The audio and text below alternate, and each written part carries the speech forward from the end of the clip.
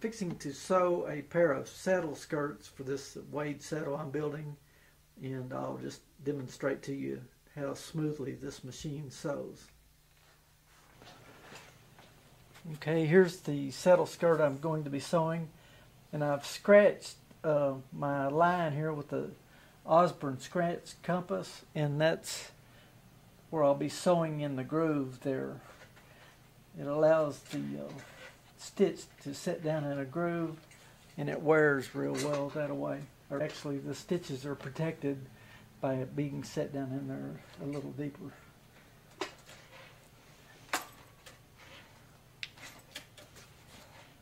It has a lever right here that you can lock and keep the foot raised up.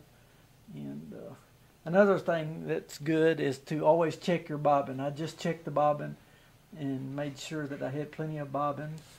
The lighting is good here, and then I do have a light here. I don't use it all the time, but when I'm having trouble seeing, I do use the light there. I like to really concentrate when I'm stitching, especially my saddle skirts, because I want the stitching to be very straight. And normally 6 to 7 stitches per inch is kind of what I like, somewhere in that neighborhood.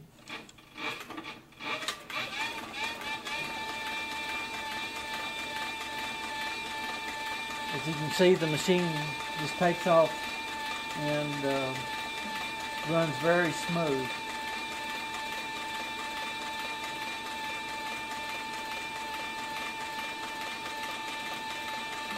Concentrate on sewing right in the groove, and don't think about anything else but sewing these skirts at this time. The reason I start at the top, it allows me to make sure my stitches are satisfactory. In fact, that looks just a little bit long, so I'm going to drop my lever down over here on the right and lengthen those stitches just a little bit. Yep, that looks much better. Too fine, and later on down the line, if the saddle's ever relined, it's hard to stitch back in the same holes. But as long as you're at 6 to 7 stitches per inch, it can easily be resewn later on.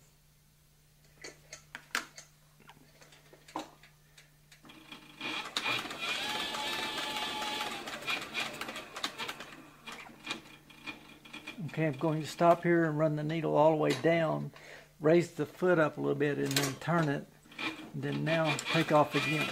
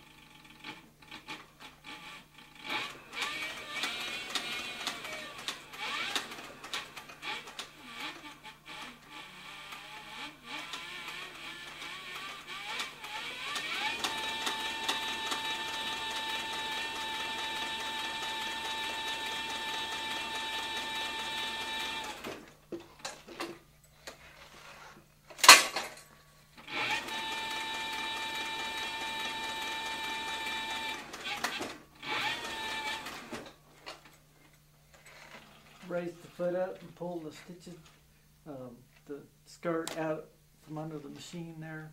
Then now I'll pull the stitches in between and trim it off flush.